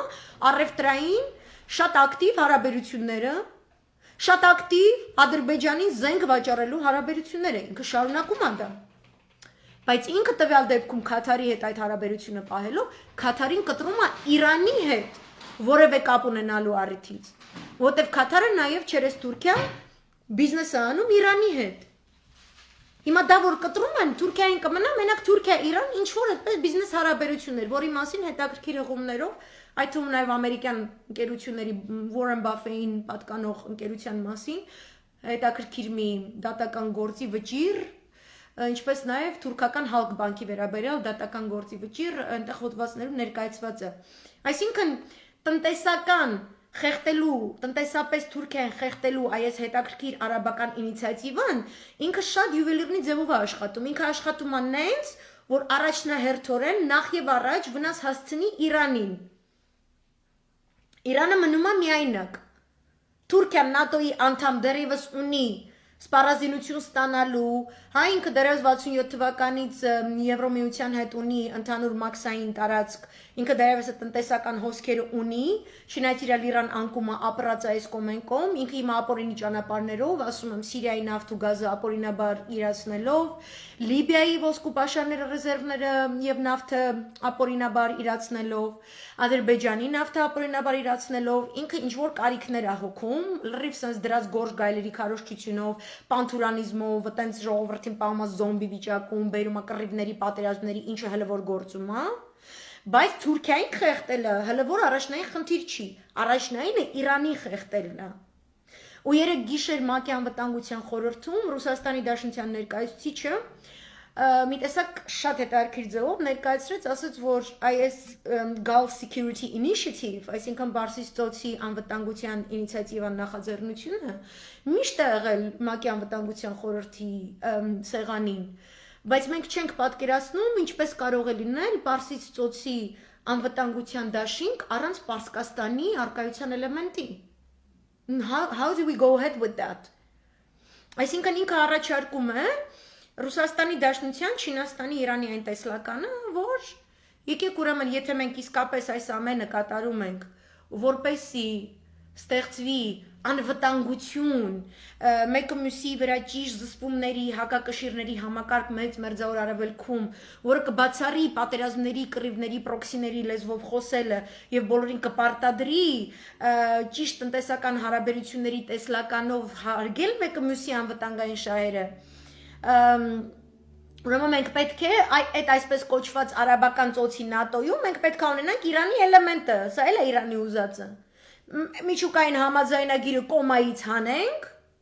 թող սկսի աշխատել, միջուկային համաձայնագրի շրջանակներում նույնիսկ եթե մենք ուզում ենք արդեն իսկ միջուկային ծրագրերի փոխզսպման համակարգին ավելացնել նաև միջին հեռահար հրթիռների կառավարման փոխզսպման մեխանիզմները, պրոքսիների եւ Թեհրանի միջև այս ֆինանսական եւ ռազմական հարաբերությունների մեխանիզմները վերահսկելու դա բանակցենք, բայց միջուկային համաձայնագիրը ողջ պահելու շրջանակներում պարտադրելով Իրանին, Իսրայելին որոշակի համընթաց գործունեություն, ինչը գործառական ձևով Ռուսաստանի Դաշնությունը Սիրիայի տարածքում արդեն իսկ իրականացնում է դե ֆակտո ստիպելով Իսրայել, Իրան որոշակի իրար տարածքների անվտանգային գոտիների տնտեսական շահերի, ռազմական շահերի փոխհարգանքի մթնոլորտ երկու կողմից էլ ստանալով դժգոհության այսպիսի կոչեր, որտեղ Ռուսաստանի Դաշնությունը ուզում է կտեսնեք Լավրովի հայտարարությունը ընդհանուր առմամբ ՄԱԿ-ի անվտանգության խորհրդին դիմելիս, Ամերիկայի Միացյալ Նահանգների հետ այդ միջուկային զենքերի փոխզսպման եւ այլն այս համակարգի համաձայնագրի մասին խոսելիս, որ մենք ուզում ենք, որ ամերիկյան պրիմիտիվիզմը ինքն իրեն չպարտադրի կյանքի նոր օրենքներ ՄԱԿ-ի վրա եւ չշրջանցի եւ չխախտի միջազգային իրավական նորմատիվ համակարգը։ Եվ մենք չպետք է depart, ինչպես է, չպետք է հեռանանք երկրորդ համաշխարհայինից հետո հաստատված միջազգային իրավական ֆինանսատնտեսական համակարգի նորմատիվներից, որ այսինքն նկատի ունի, որ Տրամպը նպատակաուղղված ձևով անընդհատ դրանից հեռանում է, ինչքան Ամերիկայի Միացյալ Նահանգները դե ֆակտո գնում է այդ հեռացման ճանապարհով, այնքան դե ֆակտո մեծանում է ռազմական մեծ բախումների ու այս անկանխատեսելի ռազմական իրավիճակների ռիսկը, որը խլում է կյանքեր, որը խլում է կենսունակություն, որովհետև ամբողջ տարածաշրջաններ ամեն օր արթնանում են եւ չունեն որևէ ապահովագրվածություն վաղվա իրենց տնտեսական բարօրության առումով, որի կանխագուշակելի իրավիճակ չկա։ Ով ում հետ կհակնի, մենք չենք հասկանում։ Իրանք հեռանում են դրանից։ Ու Ռուսաստանի Դաշնությունը ասում էր, Ինչի չենք մենք էլի ստեղծում դա, տեսեք, Իսրայելը, Իրանը միջուկային համաձայնագրի շրջանակներում շարունակում են բանակցել իրար վրա հակակշիռներ, զսպաշապիկներ հագցնելու անհրաժեշտությունը ստիպելով, ինչպես որ միջուկային համաձայնագիրներ անում, որպեսզի Իրանը իր բոլոր նավթային գործարքները, այլ գործարքները իրականացնի թափանցիկ ինստեքս մեխանիզմով, որը ստեղծված է Վիեննայում, որպեսզի մենք հասկանանք Իրանը ինչպիսի տրանզակցիաներ է կատարում Գերմանիայի հետ, Մեծ Բրիտանիայի, Ֆրանսիայի հետ, Ռուսաստանի Դաշնության հետ եւ Չինաստանի հետ, ամբողջովին թափանցիկ ֆինանսական մեխանիզմով, այսինքն որ դու Իրանին այդ թափանցիկ գծից դուրս ես հանում, ինքը մեկը ստվերայինը գտնելու է, իսկ ստվերայինը вообще կառավարելի չի։ Անդեղ էլ հյուսիսային Կորեա կլինի, որը անցյալ շաբաթ իրականացրել էր խակերային մեծ հարձակումներ համ Չինաստանի, համ Ռուսաստանի, համ Ամերիկայի ռազմական ինդուստրիայի դեմ։ Որտեվ դու թողնում ես, որ այդ մոխրագույն գոտին, այդ սև շուկան միջազգային, ինքը սկսում է ուրիշ ձևով աշխատել։ Դու Իրանին ամբողջովին միջազգային վերահսկողության մեխանիզմից դուրս ես հանել, որտեվ այդ իր միակ ապրելու ձևն է դարձել։ Որտեվ դու տանում ես պատերազմի։ Դա է Ռուսաստանը ասում, եթե մենք ուզում ենք խաղաղություն, այս երկուսին կբերենք այդ համաձայնագրի շրջանակներում համագործակցության, արաբական երկրներն էլ կասենք ախպեր ջան, Okay, ունես դու համաձայնագիր ԱՄՆ-ի կողմից միջնորդավորված Իսրայելի հետ, ինչի շրջանակներում դու ստանում ես F-35-ներ Սաուդական Արաբիայի դեպքում, F-26-ներ բանի դեպքում, Կատարի դեպքում, այլև 35-ներ Էմիրատներն է ստանում, Բահրեյնն է ստանալու եւ այլն, որպես հակակշիռ ուժ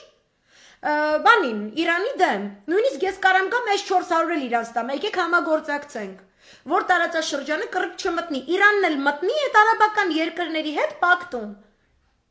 Պարսկաստանը լինի ինչ որ մի կառավարելի, այսինքն կանխագուշակելի վարկագիծ խոստացող ինչ որ մի պակտի մեջ լինի։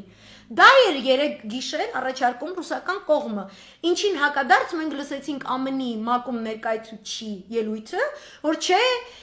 Իրանը վատ երկիր է, Իրանը տերորիստ երկիր է, Իրանը չգիտեմ ինչ է, Իրանը չգիտեմ ինչ, այսինքն իրենք տանում են պատերազմի ու դա կապ չունի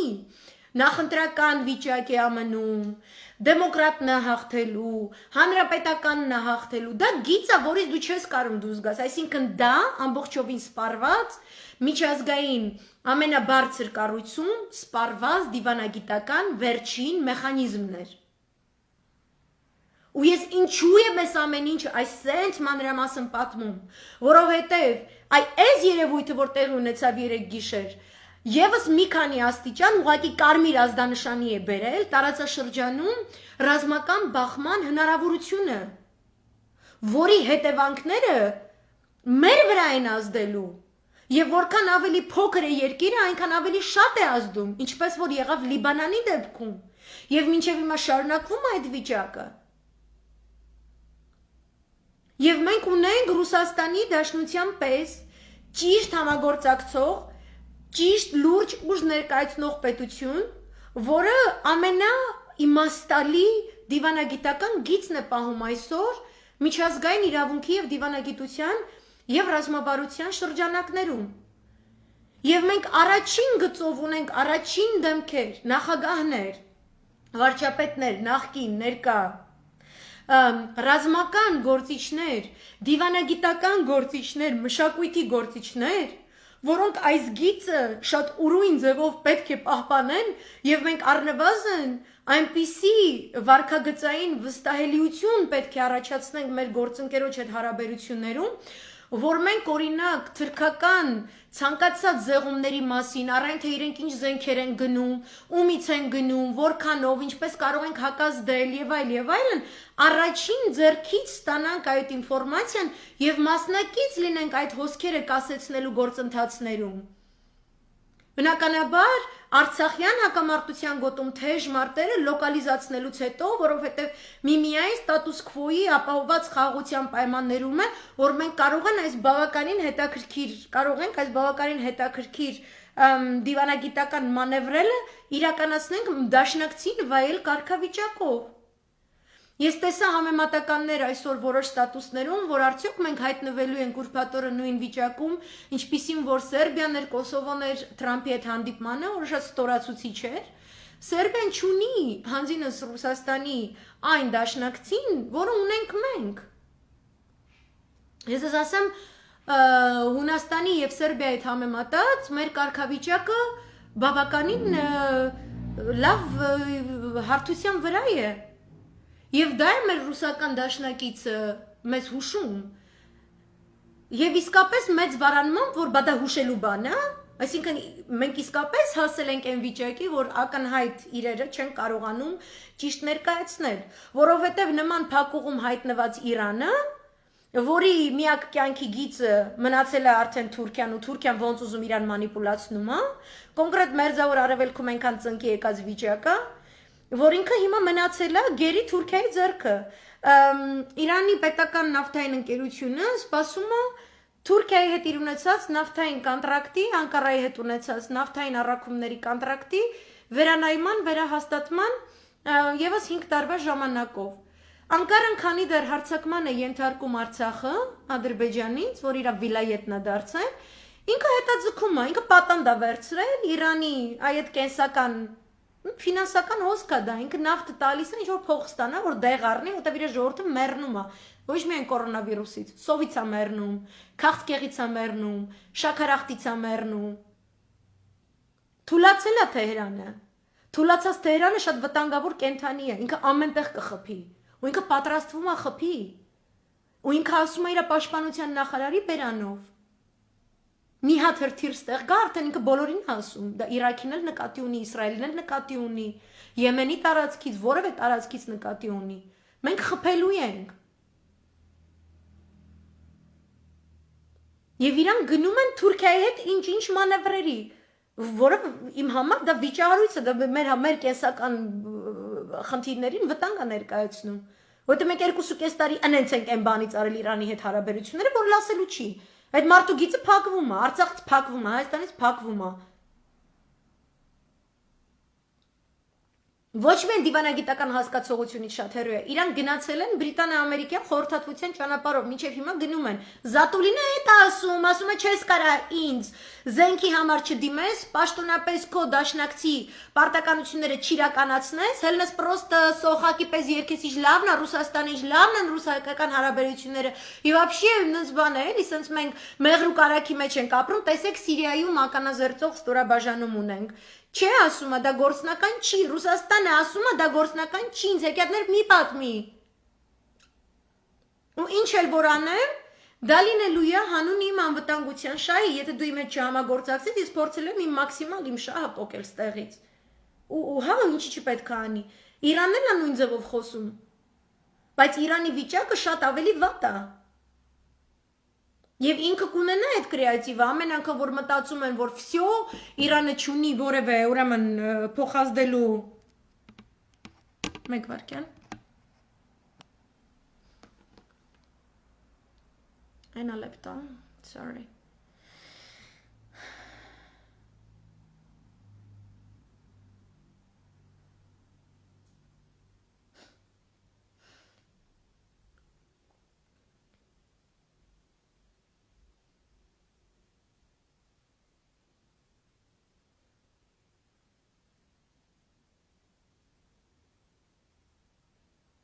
Anyway, մերսի որ բանն եմ կարդում, խոսնակի հայտարարությունը, հա, խղճուկ է, որովհետև ես տեսնում եմ շատ լավ է, բնական է, որ ես պաշտպանում եմ մեր բանակի ցանկացած գործունեություն, մեր բանակի ցանկացած որոշում 100% դրա հետ եմ եւ այլն, բայց ես համեմատում եմ մեր քաղաքական թևի հայտարարությունները ռուսական թևի քաղաքական հայտարարությունների հետ, ամերիկյան թևի քաղաքական հայտարարությունների հետ Եվ դրանք համադրում եմ այն փորձագիտական գնահատականների հետ, որոնք ես կարդում եմ հատկապես Jamestown Foundation-ը, ինձ մոտ ուղղակի տագնապ առաջացրեց, որովհետև հասկանում եք ռազմափորձագիտական հիմնարկներ դրած հմայվում են, թե ինչպես են թուրքական ԱԹՍ-ները, ինչպիսի մեթոդաբանությամբ են հարձակվում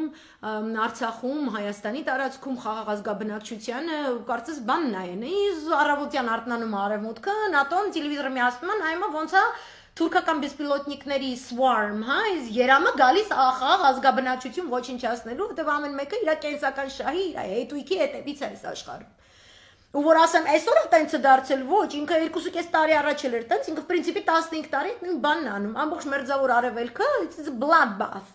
Դրա օրինակ է։ Արևմտյան քաղաքացին արտանում առավոտը կնոպկեն սխվում, քանի տարի է, 15 տարի է, ինքը պետքա տեսնի, որ где-то далеко, ինչ որ մերձավոր արևելքում, մեծ մերձավոր արևելքում, ինչ որ ազգ է, հերթական անգամ իրար ռմբակոծում են։ Դու կարաս Ֆալուժան փակես 2 շաբաթ, ու դու սաղին բնաջնջես, ալնես ամերիկյան բանակ, սաղին բնաջնջես, փորձարկես նոր զենքեր, ու ոչ մեկ չկարանա քեզ պատասխանատվության ենթարկի։ Ոչնչացնե Սիրիայում քրիստոնյա ազգաբնակչություն, ոչ մեկ քեզ պատասխանատվության չի ենթարկի։ Նոր չի թուրքը տմարդ դարձել։ Նոր չի արևմուտքը այս տմարդության վրա աչքը փակել սովորել, սա նոր չի։ Ինչ եք զարմանում։ Ու հիմա այս desperate calls, այս Մանե Գրիգորյանի, Գևորգյանը ինչը, Մանյաչկան այս ինչը, հայտարարությունները։ This is ridiculous. Ridiculous. Դուք պետք է ամաչեք, որ դուք առաջին իսկ օրից, երբ որ ընդդիմադիր ողջ թևը իր ձեռքը մեկնեց միաբանվածության, դուք բրիտանա-ամերիկյան թավշա օրակարգով մերժեցիք եւ շարունակում եք նույն ոգով եւ Ռուսաստանի Դաշնությունը Զատուլինի բերանով Հայաստանի թիվ 1 ընկերոջ եղբոր բերանով ձեզ ասում է перестаньте уже, достали уже։ Դուք դա լսում եք Սալավյովի ծրագրում ամեն օր զորբայությունը չի անցնում, շանտաժը չի անցնում։ Էլ ոնց բացատրեն մարդիկ։ Մեր սաղի բերանները փակեք, զրպարտեք, լրատվամիջոցները փակեք, այսինչ ընդդիմախոսը սա է, այնինչ ընդդիմախոսը նա է, ինչ որ տենց հիմարներ բերեք, խնդալու բաներ է կատարվում։ Ամերիկյան բանտերում 20,000 էթնիկ հայեր կան նստած բանտում, փող են տալիս, կամպյուտերնի սենյակներ են տալիս, այդ փողով նստած քֆուր քյաֆար ու եսի մինչեր են գրում։ Ուկրաինացիները նստած Ուկրաինայի խաղերն են տենց խաղում, ռուսախոսները ռուսների, արաբախոսները արաբների, պարսկախոսները պարսիկների։ Ամերիկան սս բաներով է զբաղված, ՑՌՈ-ի կողմից տնօրինված այսպես պրոցեսներ է, սաղի բերանը փակեք։ Բայց չէ որ պատմական գործընթացները, պրոցեսները քաղաքակրթությունների բախման իրանց օրինաչափություններ ունեն։ Դուք ում ուզում եք ասեք ինքը մակեդոնացի է ու ծիծաղից կմեռնեք։ Ոնց կարելի է։ Ոնց կարող է 3 միլիոն ազգը անջատի իր ողջախոհության կոճակը ու տրվի ֆեյքային ինչ որ մի բանի հարցակման։ Չէ որ պատերազմի դաշտը ֆեյք չի։ Չէ որ առաջնագծում մեր եղբայրները, մեր հայրերը, մեր զավակներն են կանգնած, вы о чем вообще? Այդ հանգիստ ձերով խոսացողները, այս Մանեն Գևորգյան սենց բաներ գրողները, ձեր բոլորի այս գեղցի շուստրիական մանևրերը they cost lives։ Ձեր պատասխանատվությունն են հասկանում եք, այն որ թուրքը մարդասպան է, սաղ գիտեն։ Այն որ թուրքը անպատիժ մարդասպան է, առաջին հերթին հայը գիտի, դուք եկել 2 տարի ասում եք դա ինչ չի։ Հիշում եք ապրիլի 24-ի նախօրեին, ինչ հայտարարություններ գրել Ցեղասպանության ինստիտուտը, ինչպիսի հանրային մեծ ուզում եղավ եւ փոխվեց այդ լեզուն։ Հիշում եք, որ ներում էիք։ Հիշում եք ու չէիք պահանջում։ Մենք եկանք ասենք չպահանջում ենք տերենք, մինչև հիմա պահանջում ենք։ Նման գեոքաղաքական հատույթում, ինչպես կարելի է ամեն օրը այսպես բանսարկությամբ զբաղվել եւ չգնալ հմուտ դիվանագիտական ճանապարհներով օգտագործելով մեր բոլոր նախագահների ներուժը Արցախյան նախագահներին, հատկապես, որովհետեւ Արցախը Հայաստանի անվտանգության դարպասներն են։ Вы о чем? Այս Չինարենը սա, չեք հասկանում սա, դժվար է հասկանալը, որ պետք է Չինաստանից բերել բեսպիլոտնիկներ, պետք է Չինաստանից բերել այս ինչը, այն ինչը, մամաները լացացնել, вы о чем? Вот и Պոմպեո դյադյան կջղայնանա։ Եթե ուրբաթ օրը գնաք Վաշինգտոն ու հանգարց իմանա, որ երկրում կորոնավիրուսի դեմ չինական կամ ռուսական վակցինա է եկել, չինական խորհրդականներ են եկել, չինական բեսպիլոտնիկներ են եղել, Պոմպեոն ձեզ կանֆետ չի տալու, կանֆետ, որը ծառայում է ձեր նեղ քաղաքական խմբի անասուն շահերին, որը գոյություն ունի մենակ Facebook տիրույթում, որտեղ ֆեյք է, հայամետ չի։ Դուք ուզում եք դաշներդ պատրեք սողակի երգ երգեք, այնտեղ Օմար Խայամն է ձեր սողակի երգով բան լինի, հմայվի։ Мы-то знаем правду։ Փորձագիտական մասերից ինչ եք վախենում։ Օխլոսին հանել եք դեմոսի դեմ, չգիտեմ ինչ, այդ խղճ օխլոսի երեխեքն գնում են։ Ու դեմոսինն էլ հետը։ Մարդկանց հանում եք իբր թե հարուստների դեմ, այս հարուստները թողես ինչ տան, այն հարուստները հարուստ չունենա հայ ազգը։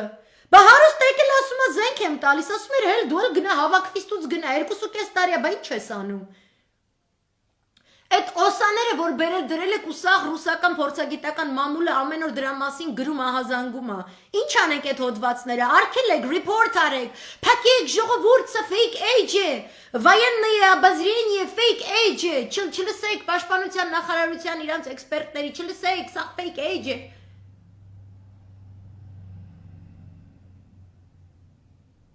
Բա օսաները դրա դեմ կարան։ Սաղն էլ գիտենք, what's the elephant in the room, ինչ փիղա կանգնած է սենյակում, այդ փղի պահանջները գիտենք, մենք գիտենք ինչպես է պետք այս Թուրքի դեմ կռվել, լոկալիզացնել, դուրս վռնդել, ու եթե մենք դա վերածեցինք Արևմուտք Ռուսաստան ֆլիրտի ինչ-որ տենց պրելյուդիայի, սա լինելու է սիրիական թատերաբեմ, թե ռազմական գործողությունների տեսանկյունից և թե դիվանագիտական բանակցությունների տեսանկյունից։ Մենք չպետք է այնպես անենք, որ մեր գլխավոր դաշնակիցը Էրեստեքի ու միմիայն դիտարկի մեր տարածաշրջանը իր անվտանգության շահերի տեսանկյունից։ Որտեւ եթե մենք մեր դաշնակցի պարտավորությունները չենք կատարում, իրենք պարտավոր չեն ինչ-որ մեկի հետույքը փրկելու, իրանք ստեղ չեն գտնվելու այդ ինչ-որ մեկի համար, իրանք գտնվելու են հայ ազգի համար ու հայոց պետականության համար, իրանց պայմաններով։ Ինչքան շատ ենք ուշացնում, այնքան իրանց պայմանների մաքսիմալիզմի նշաձողը իրանք կարան մեծացնեն։ Այդ նույնը կարա անի Իրանը, այդ նույնը կարա ու կանի Թուրքիան, որը ամենաանկառավարելի, ամենաստահակ, ամենաստոր կենդանին է։ Ու ես գտնում եմ, որ ներկայումս Հունաստանը, որը պարտադրում է Եվրոմիությանը սանկցիաների ենթարկել ուղղակիորեն թուրքական ռազմական արդյունաբերությունը, ինչպես նաև դուրս վտարել Թուրքիային մաքսային միությունից Եվրոմիության հետ, ես գտնում եմ, որ մեր ողջ սփյուռքը, մենք սաղս պետական գծով եւ այլն, պետք է մասնակցենք այս գծին, մենք պետք է մասնակցենք այն գծին, որտեղից արաբական աշխարհի երկրները պետք է հակազդեն Թուրքիային։ Բոլոր գործոնները պետք է օգտագործենք անպայման միջնորդավորելով դրանք Ռուսաստանի միջոցով։ Ստիպելով Ռուսաստանի ներսում այ մեր համագործակցության դաշինքի դիմաց խեղդել, ճզմել, սխկել, ոչնչացնել թուրքական լոբի առաջխաղացումը Ռուսաստանում։ Մենք պետք է մեր դերը ունենանք այդտեղ։ Աննկուն, աներկբա դերը։ Այսպես եմ ես մտածում, շատ շնորհակալ եմ, որ լսեցիք, Աստված մեր բանակին զորավիք, Աստված մեր միասնականությանը, միաբանությանը զորավիք, ու իր աչը մեր երկրի գլխից անպակաս, իսկ դեբիլներին մաղթում եմ ողջախոհություն, ու քանի որ իրանք գիտեն իրանք ովքեր են, լսեցիք մեսիջս։ Լավ իրիկուն եմ մաղթում, լավ տրամադրությամբ, իսկ մեր զինվորներին կորով մինչև վերջ դրանց մաման։ Պաչիկներ ձեզ, հաջողություն։